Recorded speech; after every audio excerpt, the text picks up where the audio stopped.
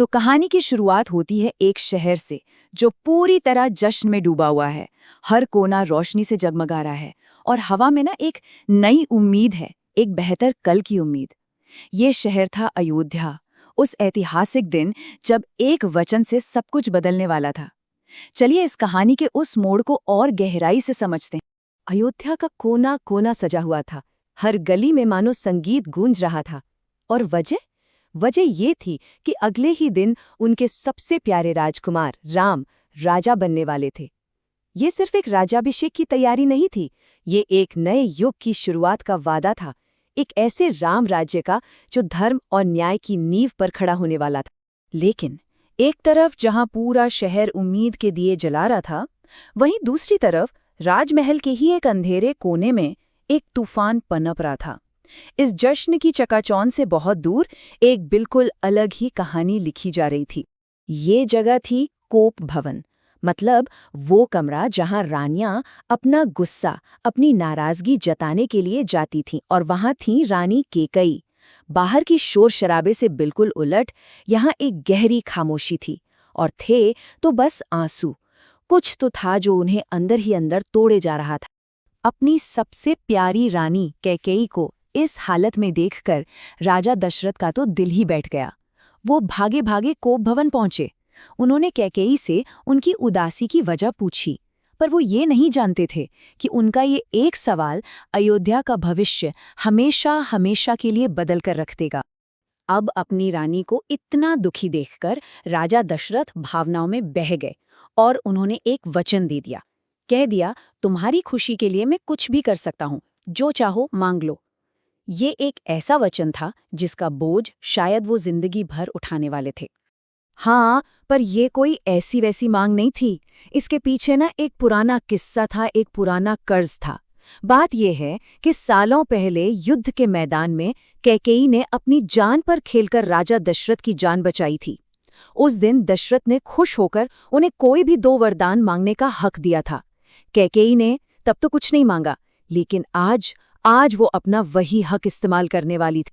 राजा दशरथ को तो लगा कि शायद कैकेयी कोई हार मांगेंगी, कोई महल मांग लेंगी। उन्होंने अपना वचन दोहरा भी दिया, लेकिन जो शब्द कैकेयी के मुंह से निकले, उन्होंने मानो राजा के पैरों तले से जमीन ही खींच ली।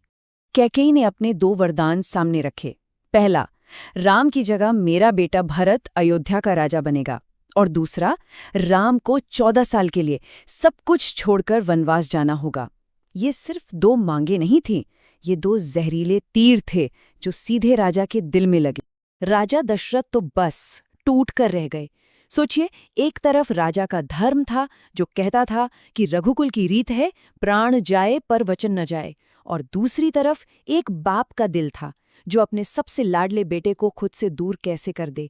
ये एक ऐसा चुनाव था जो लगभग नामुमकिन था। अब जब ये खबर राम तक पहुंची तो हर किसी को लगा कि वो इसका विरोध करेंगे, सवाल उठाएंगे, आखिर उनके साथ अन्याय जो हो रहा था। लेकिन जो हुआ, उसने कर्तव्य की, धर्म की एक नई ही मिसाल कायम कर दी। राम के चेहरे पर एक शिकन तक नहीं थी, ना ही उनकी आवाज में कोई गुस्सा था। उन्होंने बस बहुत शांति से कहा, पिता का वचन मेरे राजपाट से कहीं बढ़कर है। अगर उन्होंने वचन दिया है तो उसे पूरा करना मेरा धर्म है। मैं वन जाऊंगा। और ये सिर्फ राम का फैसला नहीं था। जैसे ही सीता ने सुना, उन्होंने कहा, एक पत्नी का धर्म अपने पति के साथ होता है, जहां आप वहीं मैं।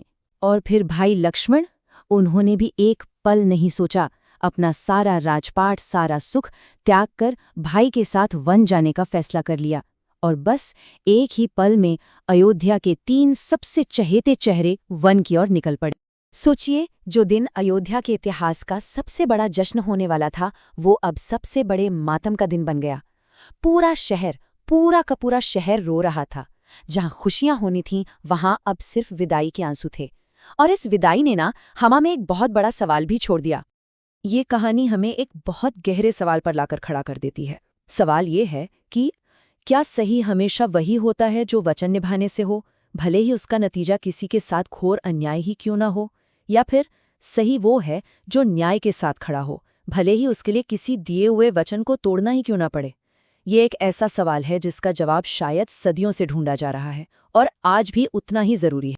और इस पूरी कहानी के केंद्र में कौन है? रानी कैकेयी। क्या वो वाकई एक खलनायिका थीं, जैसा कि हम सब मानते आए हैं, या उनके इस कदम के पीछे कोई गहरा डर था, कोई राजनीतिक मजबूरी थी, या कोई और ही कहानी थी जो हमसे छुपी हुई है? खैर, इसी को समझने की कोशिश करेंगे हम अपनी अगली कड़ी में।